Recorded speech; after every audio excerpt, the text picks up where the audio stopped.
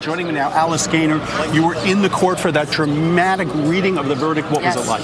So it was dramatic, really, because around 4:15, the judge came into the courtroom. We hadn't received a note from the jury all day, really, so we thought they were going to be dismissed. The judge said as much. He said, I'm going to give them a few more minutes, and then I'm going to dismiss them, release them for the day at 4:30. Well, all of a sudden, he came back in after 4:30, and the jury had a note. Now, normally when there's a note, the buzzer goes off, it rings in the courtroom. We didn't even hear that. So that's why it was so shocking, because the judge said, we've received a note, the jury has reached a verdict, and they would like 30 more minutes to fill out the forms if that's okay. So there was this audible gasp in the courtroom because nobody was expecting it. They thought they were going to be dismissed for the day and that we'd be back tomorrow. So behind me it was a row of the public, and I heard court officers telling them, no outbursts in court, one way or the other, keep it quiet. So when the jury was brought in, the foreperson read the verdict, all 34 counts, guilty. They cut the video feed to the defense table, so we could not see the former president's reaction, because normally we can see the monitor with our binoculars. Even though we're in the main courtroom, we don't have a view of his face because he's in front of you. Yeah, right. Exactly. So they cut the feed. We couldn't see his face in that moment. The jury, from what I could see, no expression. And all you could hear in the courtroom at that point was really loud typing. All of the journalists in there, who were nervous, by the way, because the Wi-Fi has been so spotty all day. They don't want to get it wrong, right? Exactly. So thankfully it worked out. We were able to update the public. When the former president walked out, he was very red-faced. He sort of awkwardly went to reach for Eric Trump, his son's hand. I don't know if he shook it or what he was trying to do, a father-son moment. And when he was walking out, he was a little bit sweaty, had a very angry expression on his face. He walked outside. We just heard him speak a few moments ago. You had that soundbite. And he said a lot of the things he's been saying this entire trial, that it was rigged. We do know sentencing will be July 11th and 10 a.m. 4 days before the Republican National Convention, which is extraordinary. That's right. And the defense, they're the ones who were pushing for a mid-July sentencing date. They spoke up first. And there was a moment the judge said, what's the bail status? And prosecutors said, there is no bail. There is no bail. So the former president walked out, he left, and we were immediately released from the courtroom, which, as you know, typically we're frozen in place when he's on the move. But today, they let us out actually fairly quickly. Now, you've been there for 6 weeks, and you've seen this develop and really end. And a lot of people said, hey, 2 days of deliberations, maybe 10, 12 hours, that was rather quickly for a very complex case. How did you view it when it all unfolded? Well, again, it was surprising because we thought they were going home, but I actually thought there would be a verdict today. You can never, ever predict what a jury is going to do. But this has been a long trial, and they deliberated yesterday all day. They had a few notes that they sent. They got readback of testimony from Michael Cohen, from David Pecker, namely about that 2015 Trump Tower meeting. That is the meeting between Trump, Cohen, and Pecker, where Pecker volunteered to be the eyes and ears of the Trump campaign. So they reheard that testimony, and they also requested a portion of readback from the judge's instructions. That jury instruction sheet is 55 pages. Right. Well, that's another reason why we're all sitting there. This is going to take a lot of time, right? And yet it came very quickly. And I also have to ask you, when you just mentioned, did you ever see a turning point within the trial? I mean, you looked at those jurors every day. Were they getting bored? Did they seem engaged all the time? They had a former president sitting in front of them. That is, they felt probably that they had a high bar if they were going to bring back a guilty verdict, correct? I mean, they were focused this entire trial. You really have to give them credit, and as they should be. And yesterday, I noted in my live report, the judge was thanking the alternate jurors who were not yet dismissed yesterday. They had to stick around. He was saying, I know you're paying attention. I've seen you taking notes. One of you went through 3 notebooks. So they have been paying attention. And I mean, granted, it's a trial, and prosecutors called 20 witnesses. Some of them were people who work for Verizon, for AT&T, and they're custodial witnesses. They're just testifying about phone records. And, that can get a little boring in court, but, to their credit, again, they were paying attention. I mean, you have the former president as the defendant. Right, and then Stormy Daniels walks in and it becomes a big show, right? Right, but, I didn't see, they kept their faces expressionless pretty much. So you really couldn't tell what they were thinking. And today, I do have to mention, I was thinking about it, although I could not see the former president's face in that moment, before, when he walked into the room, he was in a really good mood. Right. Again, probably because he thought we were leaving for the day. And actually, another journalist turned to me and said, "Why do you think he's in such a good mood? You know, did new poll numbers come out or something?" Right. And then obviously that soured quickly. But when they said they had a verdict, he was sitting there, and I saw him with his eyes closed again. And that's been his demeanor this entire trial. I don't know whether it's by design. He wants to give that impression. We don't know. We've asked him. Was he sleeping? Was he not? Right. Other journalists have asked him, and he doesn't answer that question. So he was sitting there, no expression, before the verdict was read, seemingly, again, with his eyes closed. Alice Gaynor, extraordinary. Final thoughts. You got to be back here on July 11th. July 11th, 10 a.m. for sentencing. That's right. So I know the defense is going to be filing an appeal. They tried to file a motion for acquittal. That was denied right after the verdict was read. So we'll see what happens. Okay. Christina Maurice, back to you in the studio. Curious, one note here. The jurors, I'm imagining they hustled out of there pretty quickly, or did anybody speak to them? You know, there's been a lot of secrecy in keeping their privacy literally private. What became of them? You're absolutely right, Maurice. This is an anonymous jury, not anonymous to the party. So the attorneys knew their names. That's how during jury selection, they were able to pull up some social media posts and dismiss certain jurors who had posted negative things about Mr. Trump online. So they've known their names all along. We, the press in there, do not know their names, and we were asked not to give physical descriptions of them when reporting that the jury had been selected. We could not report their places of employment. So what I'm told is they exit every day. They might be taken out by van, but they were not obviously allowed to speak during the trial. When dismissing them today, the judge said it was up to them now. I mean, now they're free to do whatever they might want. But again, we do not have their names. And so if they want to speak, that's going to be up to them because, again, they were anonymous for their protection. And it was an extraordinary security contingent. I mentioned it a little briefly around here. But every time anything really happened, if Mr. Trump was leaving the building, everybody was shut down. And moments before the verdict was being read, the officer said to me, if you're going anywhere, don't, because this whole place is being locked down.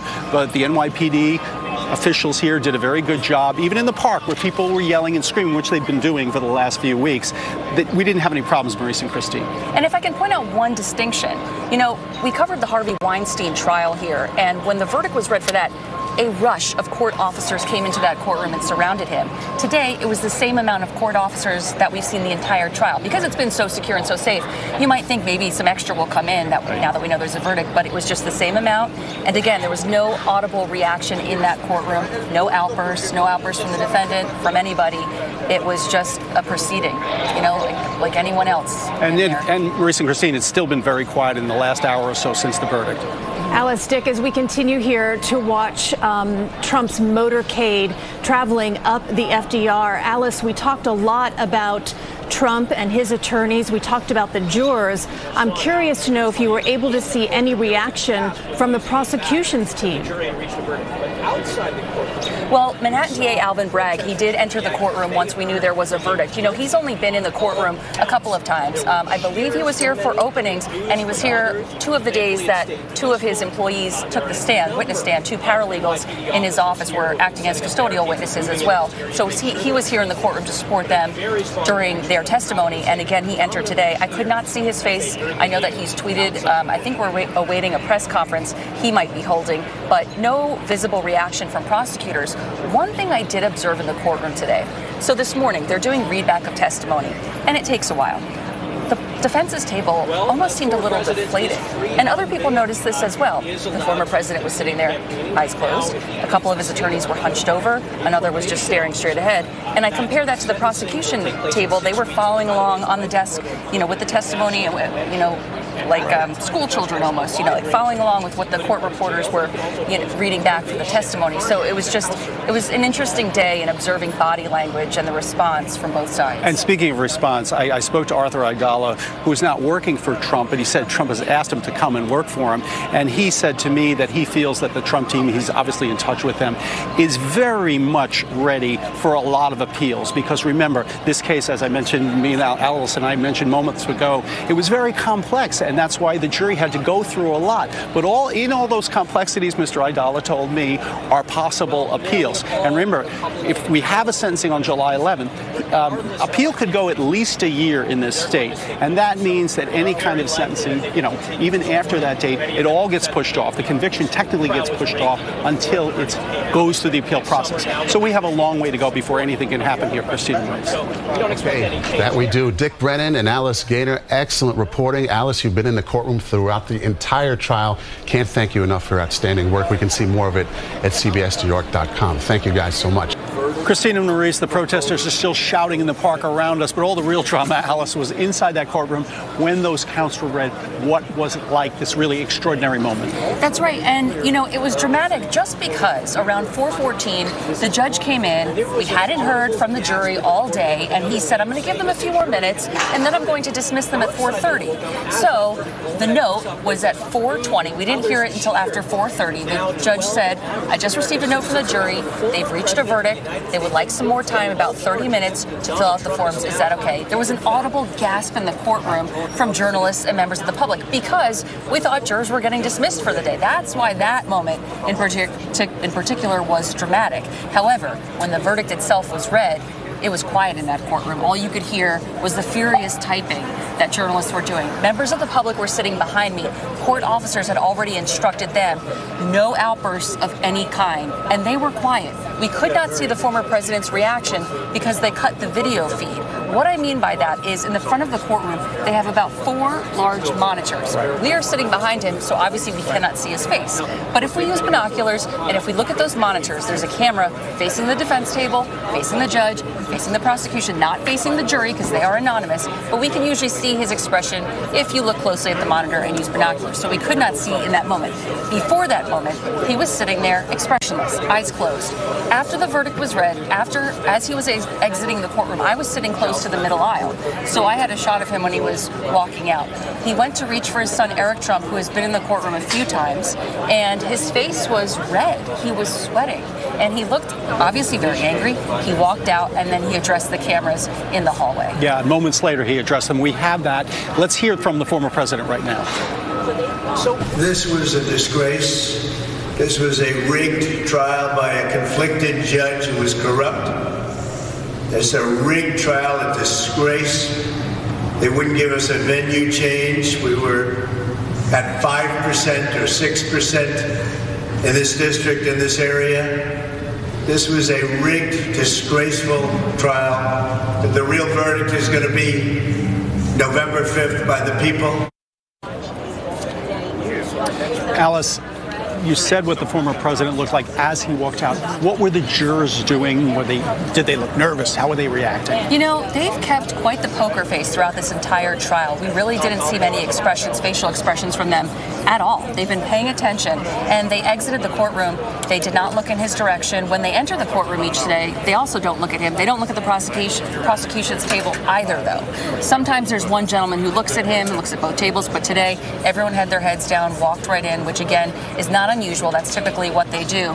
They're an anonymous jury, Dick, so we don't know if we're going to hear from them because we do not know their names. The attorneys knew their names, but we do not. And some of them, I want to point out, 2 were not born here in the United States. One was from Lebanon, one was from Ireland, and they also have various occupations. 2 are attorneys. 2 attorneys, one who said he didn't know much about criminal law. Civil litigator and a corporate attorney, and they said during selection, I don't know much about criminal law. So it would be interesting to know how that played an effect in the jury deliberation room, whether those lawyers were able to help at all, but perhaps not, because they asked for a readback of some of the instructions this morning from the judge's instructions to the jury. Now, you had 20-plus witnesses there. Some of them, as you described, sort of mundane people talking about ledgers, but then Stormy Daniels will come in another day. Michael Cohen would come in another day. What was that up and down in that courtroom? And you never really knew what was coming next, right? I think people were bracing themselves for explosive testimony from Michael Cohen, but that just wasn't the case. He kept the same calm tone and demeanor, even as on cross-examination the defense tried to, catch him in certain moments, even though defense attorney Todd Blanche at one moment raised his voice in a really high pitch and, called him a liar. He never broke from his even tone when he was testifying on the stand. As for Stormy Daniels, When she first got up there, she was talking very quickly and a few times had to be told. They said she down. was a little nervous, they thought she was. Yeah. And she was going into perhaps a little bit of too much detail. The defense was objecting to certain things surrounding the alleged very tawdry, them. Too much, right? Right. But for the most part, I wouldn't say there was a moment where there were any, major theatrics or drama in that courtroom. It very much felt like just a proceeding that was happening, if that makes sense. Quite the opposite from the former president, who many described they thought he was sleeping half the time. Unless you're standing next to him, we can't say for certain he was sleeping, but we noticed his eyes were closed a lot. And actually, I noticed, now I can't remember, the day's been very long, whether it was today or yesterday, his head slumped over at one point, and I thought to myself, he's got to be sleeping. But I don't know if that's by design. We don't know. We tried asking him, the reporters in the hallway, were you sleeping? Do you have your eyes closed on purpose? We don't know whether that was his way of, kind of protesting what was going on. I don't know how that played with the jury. I mean, the jury we can't see his face because we're behind him, but the jury has a full view of everything. And this is a former president. They had a tremendous weight on them. They knew the world was literally watching. And then apparently, though, like many jurors in New York, they just did their duty, right?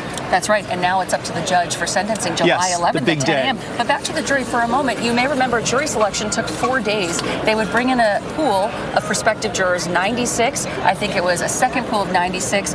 Dozens were excused because they were asked if they could be fair and impartial. Many said they could not, and so they were excused. There were a few that seemed to be selected, and then they thought about it overnight, came in. They were very stressed. They were very anxious. They said, I can't do this. So these jurors, what's interesting is sometimes in a trial, an alternate will have to come in for one reason or another. There was no need for the alternates in this trial. Every juror was there on time. Yeah. That's another thing. Early. I mean, they did their job. And another thing around this courthouse here, you had Harvey Weinstein trial, or a few, at least some appearances here. Menendez also here. And Trump. I mean, it was somewhat of a three-ring circus going on here, and kind of still is tonight. And that's the same courtroom where where that trial took place. So same exact one, and he had an appearance yesterday, and they had to move him to a different courtroom. And of course, Menendez, as you mentioned, is around the corner at federal court. All right. But right now, it's pretty quiet here, we have to say. Finally, one more big day in July, and you will be there, no doubt. That's right. All right. Christina, Maurice, back to you. Hey, guys, just one more thing for Alice. I mean, you've sat through every last detail of this case, start to finish. You digested every morsel. Did today surprise you in any way, the kind of speed that this came down with? It did not, Maurice. Again, we can never predict when a verdict is going to come in, what the jury is thinking. But I said to a couple of people, you're talking to other journalists online in the mornings. We have to get here so early before court even opens. And I said, I don't know. I think it's today.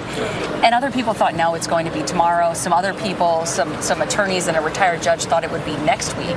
So it was today. You kind of nailed it, yeah. I mean, no inside knowledge. You never know what a jury's going to do, as you know, Maurice and Christine. Exactly. You never know. Okay, guys, thank you. Excellent work and insight there. We'll come back to you soon. Appreciate it. CBS News reporter Graham Cates was there and has been following this trial since the beginning. Graham, what stood out to you from the district attorney's remarks this afternoon?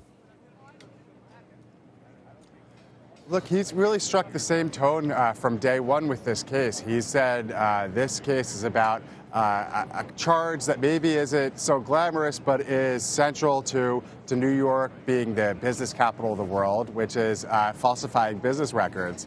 And he said that his office has a history of pursuing cases like that and pursuing it seriously, and that he never doubted it. He was in the courtroom as well. Based on what his public demeanor, I wouldn't expect any reaction from him. But just paint the scene for us, him in the room with the former president who was facing this jury verdict. As it was being read, as the jury, the foreperson was saying guilty, guilty, guilty, Trump was staring straight ahead, kind of honestly in a position that he's been sitting in through much of the trial, just kind of sitting, looking straight ahead. And when he finally got excused to leave the room, he stood up and really briefly grabbed his son Eric's hand in a kind of a tender moment, and then walked out of the room with, we've been staring at Trump's face for a long time, and this was as deep and sincere of a frown, I think, as we could see, I mean, it was very clear that he was genuinely upset with what happened. And what about the rest of the courtroom? I mean, this is an extraordinary moment in American history. It's also an extraordinary moment with this particular ex-president who has had a different relationship with accountability than any other president before, and in his private dealings before he came to Washington. And yet this kind of moved through the court, and now it's out. But what else was happening in that interaction between history and basically a simple courtroom that handles all kinds of cases all the time? You know, the jurors themselves in this, when they came in, you could tell that they were carrying the weight with them. They looked really serious. They didn't or wouldn't make eye contact with Trump as they were walking in. He had, throughout this trial, as they were coming and going, he had stared at them and appeared to be studying them. But in this moment, he didn't look at them at all. And then the whole courtroom, you're about right. It did feel differently than it normally does. The judge's voice wavered just a little bit as he asked them if they had a verdict. You know, he was just saying kind of the standard lines that you say at the end of a trial when you ask the jury, do you have a verdict? But you could sense just kind of a different tone than we were used to with him. And all of, Trump's entourage always projects confidence, but when they came in the room initially, it wasn't to hear the verdict. Everyone had been called back in at 4:15 so that the judge could excuse the jury for the day at 4:30. And instead, the judge came in at some point between 4:20 and 4:30 and said, I received a note from the jury that they've reached a verdict and they just need about half an hour to fill out the verdict sheet. And then all of a sudden, this whole group was sitting there waiting minute after minute after minute for this verdict that they weren't expecting because they thought the day was about to end. The judge was getting ready to excuse them for the day. And the room got really tense. You could still hear, the clattering of keyboards from all the reporters. But there was no conversation. Trump staring straight ahead. Occasionally, someone might whisper to him, but there was none of this kind of projected confidence that we were used to seeing. And it's not like that was on the other side either. I mean, I think everyone was in their own way holding their breath, waiting for this group of 12 New Yorkers to come back and deliver their verdict. Graham Cates from Lower Manhattan, where he's been covering this case from its beginning. Thank you so much, Graham. For the first time in the 237-year history of the American presidency, one of the 46 men who has served in that office is a convicted felon. After 2 days of deliberations, the jury in Donald Trump's criminal trial in New York City has unanimously found the former president and current likely Republican nominee guilty on all 34 counts of falsifying business records. Mr. Trump spoke outside the courthouse following the verdict.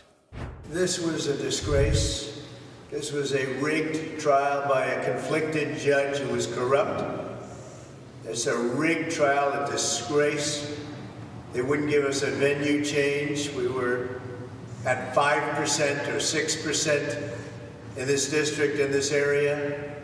This was a rigged, disgraceful trial. The real verdict is going to be November 5th by the people. And they know what happened here, and everybody knows what happened here. Before we begin breaking down the verdict, we want to remind viewers how we got here in the first place. Prosecutors allege, and the jury believed, that the former president, his then attorney Michael Cohen, and National Enquirer publisher David Pecker met at Trump Tower in 2015.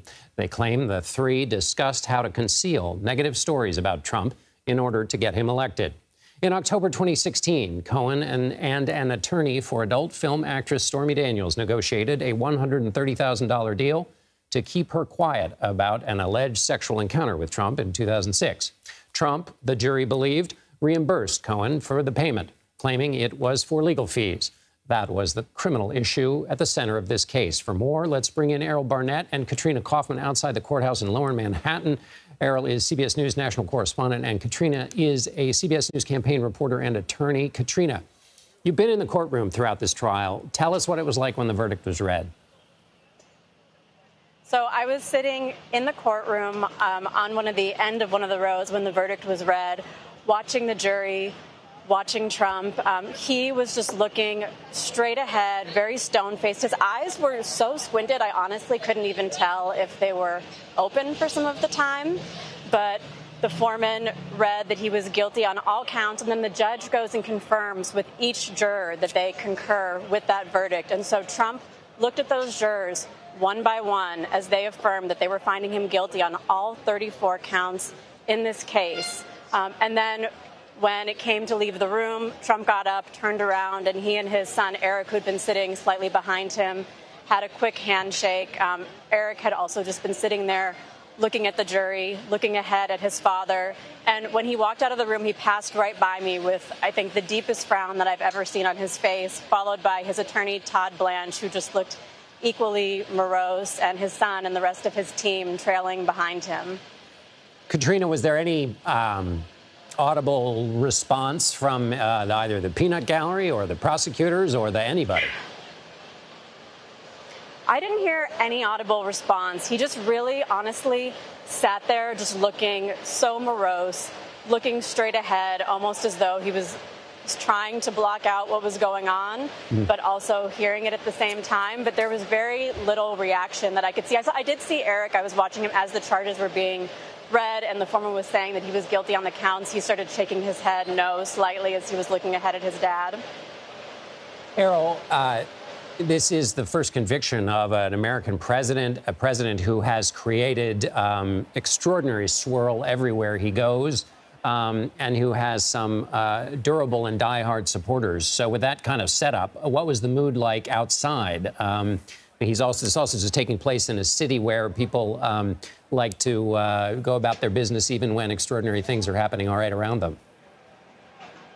Yeah, John, that's certainly evident now. What's interesting is when it was clear that there was a verdict, there was a sense, a palpable sense out here of some type of excitement. You have pro-Trump supporters who've been showing up outside the courthouse for many weeks, and also anti-Trump protesters. What we witnessed after we reported that Trump was guilty on all 34 felony counts is that you had a few dozen pro and anti-Trump protesters here in the streets behind us, as well as a healthy mix of just regular New Yorkers who some were gathering to head towards Trump's motorcade before it left the courthouse. So after the verdict was read, after Trump passed Katrina, Trump was inside the courthouse for a good 30 minutes and then was seen assembling on his motorcade before departing the courthouse, and he was welcomed both by pro-Trump supporters who had lined the streets and anti-Trump demonstrators. Some of those anti-Trump demonstrators you might hear behind us who were chanting on each count,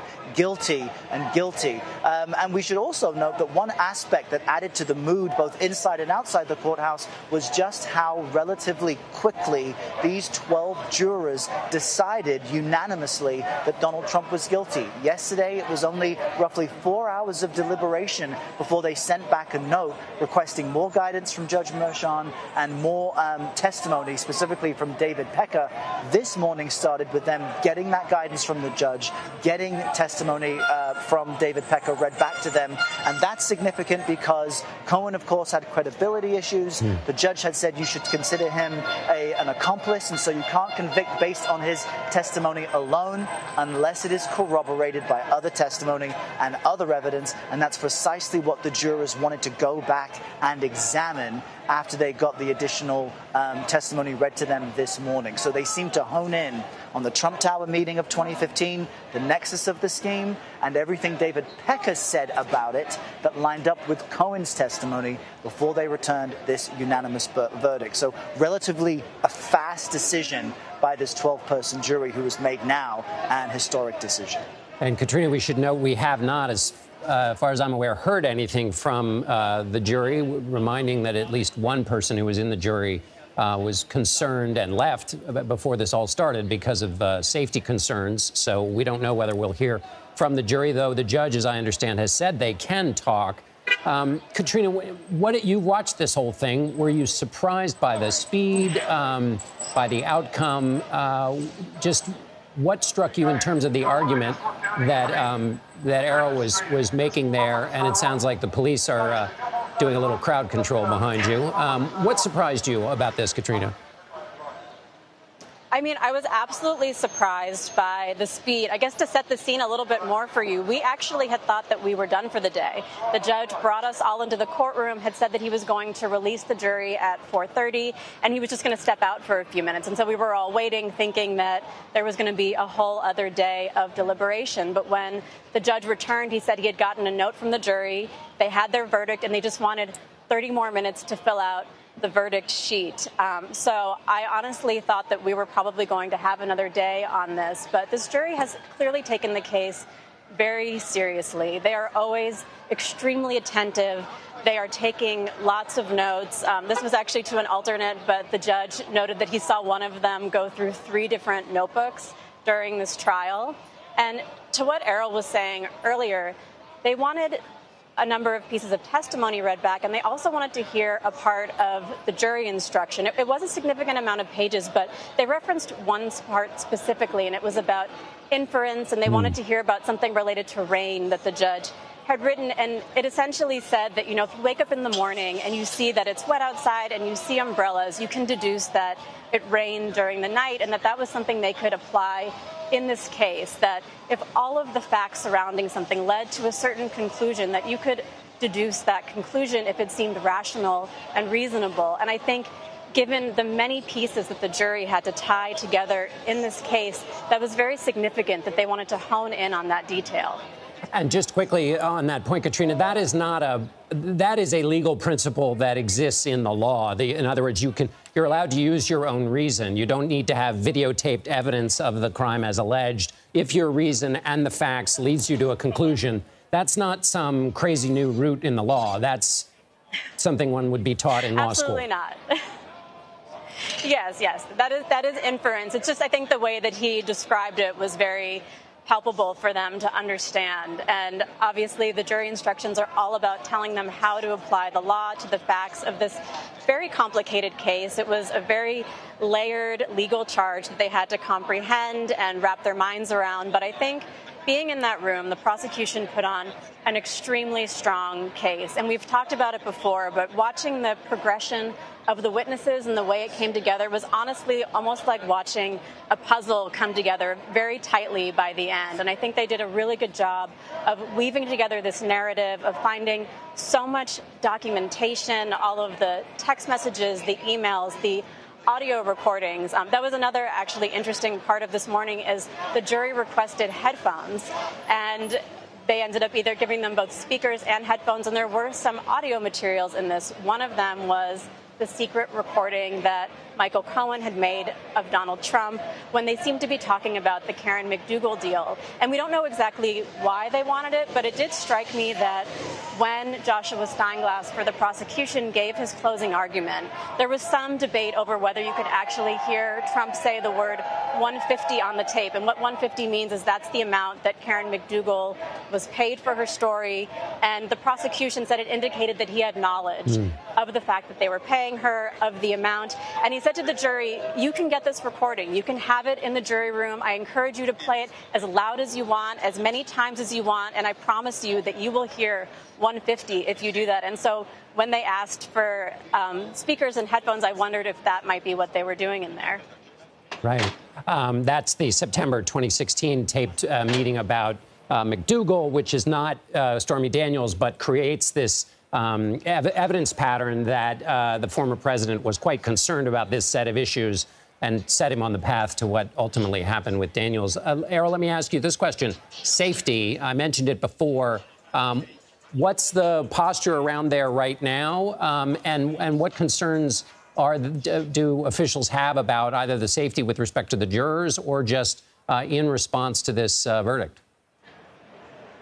Well, it was evident that the NYPD, which is used to, conducting high-profile cases and allowing a busy place like New York to keep operating while protecting everyone who is involved, including the media, it was noteworthy that for today and yesterday, they actually cleared the street behind us, which on the right you'll see the courthouse, on the left is where the media, most of the media is assembled. They cleared it of all parked vehicles for today and yesterday, whereas for the past 6 weeks, people could park park their cars as they wish. They wouldn't allow people along the street behind us to stop walking. You could walk if you had business in the court or if you needed to get somewhere, but onlookers who would stop and take pictures and take video and just watch would be ushered along. Let's not forget that just a few weeks ago, the public park directly across from the courthouse had an incident where a man set himself on fire and he ended up passing away that following weekend. But the park had remained open to the public as an example of the NYPD's efforts to allow the city to operate as possible and to have the smallest footprint as possible. But also, as I think we mentioned, this group behind us, which has been growing in the past hour or so, some of them did rush down to where Trump's motorcade was about to exit. Then we saw about half a dozen NYPD trucks and SUVs line the street as well as kind of a show of force. So the NYPD, it would seem, has kind of successfully allowed this trial to take place. Plenty of other trials and proceedings are taking place at the same time, despite the fact that we've had a former president with full Secret Service protection in and out of this building each day these past 6 weeks or so.